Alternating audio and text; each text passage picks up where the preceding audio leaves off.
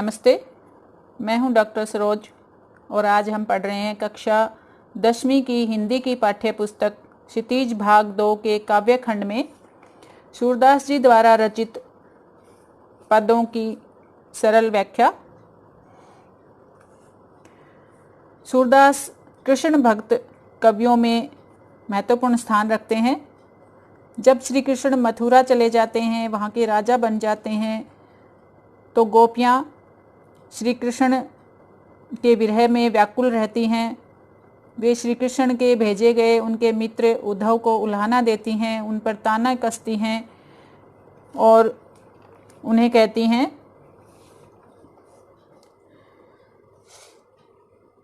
हमारे हरि हारिल की लकड़ी, मन करम वचन नंद नंदन उर, यह दृढ़ करी पकड़ी। हरि यहाँ पर भगवान कृष्ण के लिए आया है। हारिल एक पक्षी होता है जो सदा अपने पंजों में एक लकड़ी थामे रहता है।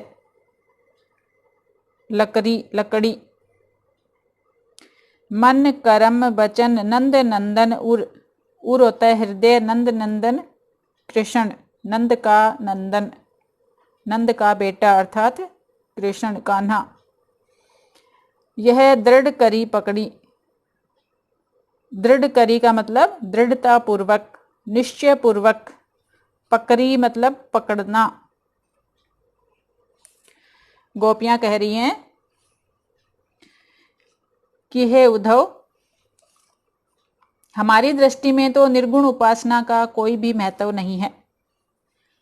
गोपियां सगुणोपासना को ही महत्व देती थी। सगुणोपासना का मतलब जो उन्हें दिखाई देता है, जैसे भगवान कृष्ण उनके सामने उठते बैठते सोते जागते उन्हें दिखता है, उसे सगुणोपासना कहा जाता है।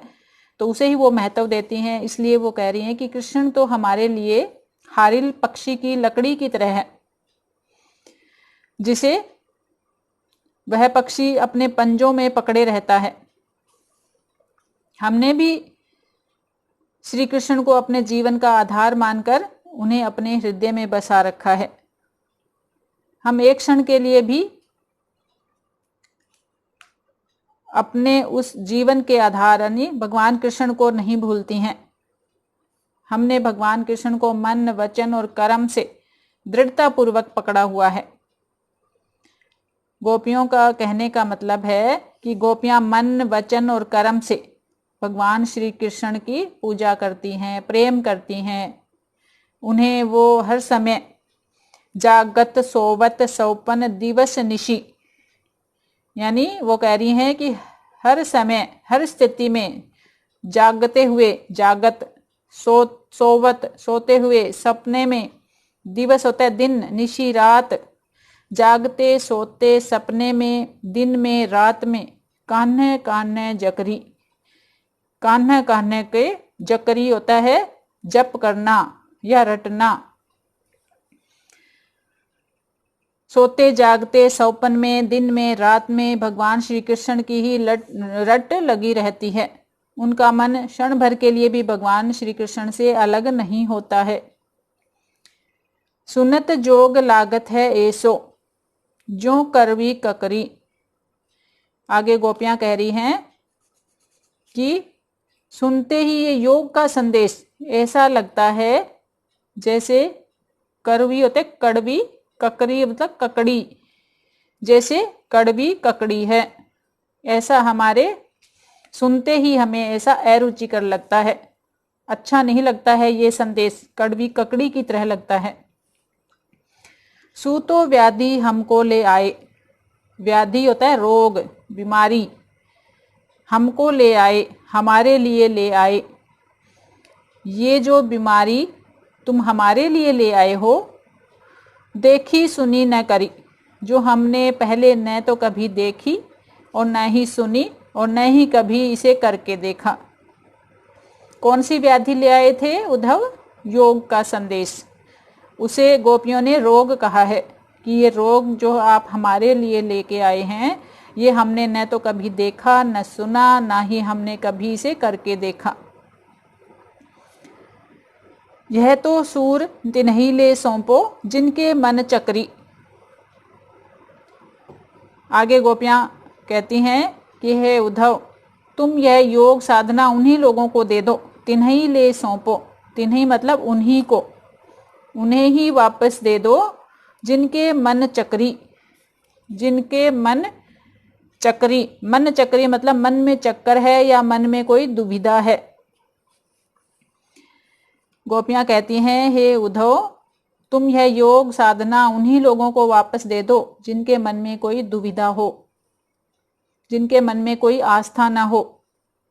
हमारा मन तो पूर्णतः भगवान श्री कृष्ण के प्रति समर्पित है, हमारे मन में तो उनके प्रति पूर्ण आस्था है, इसलिए हमें इस योग संदेश की आवश्यकता नहीं है।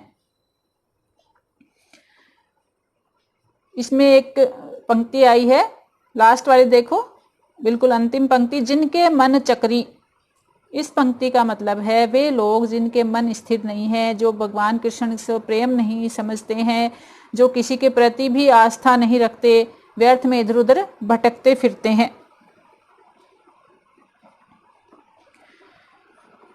तो इस पद का भाव है,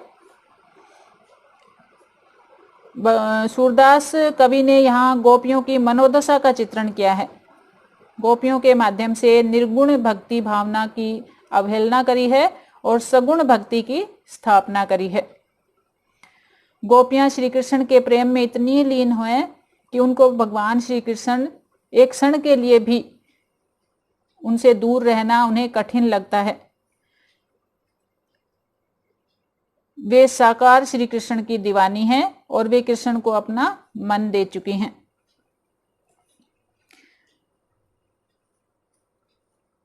इसमें श्रृंगार रस के वियोग श्रृंगार का वर्णन हुआ है। अनुप्रास अलंकार, हरि हारिल, नंद नंदन, कई जगह सोबत सौपन, कान्हे कान्हे, करवी ककरी, यहां पर अनुप्रास अलंकार है। उपमा अलंकार आया है इस पंक्ति में, सुनत जोग लागत है ऐसो जो करवी ककरी, यहां पर करुई ककरी उपमा अलंकार है। कान्हे कान्हे पुनरुक्ति प्रकाश अलंकार आया है। ब्रज भाषा में कोमलकांत पदावली होती है, व्यात्मकता होती है, तो ये पद गाया जा सकने वाला है। माधुर्य गुण आया है।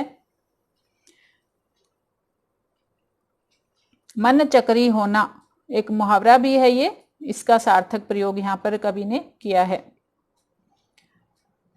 तो इस तरह से आशा करती हूं ये आपको समझ आ गया होगा। अगले पद की व्याख्या के लिए करते हुए एक नई वीडियो लेकर मैं फिर आऊंगी। धन्यवाद।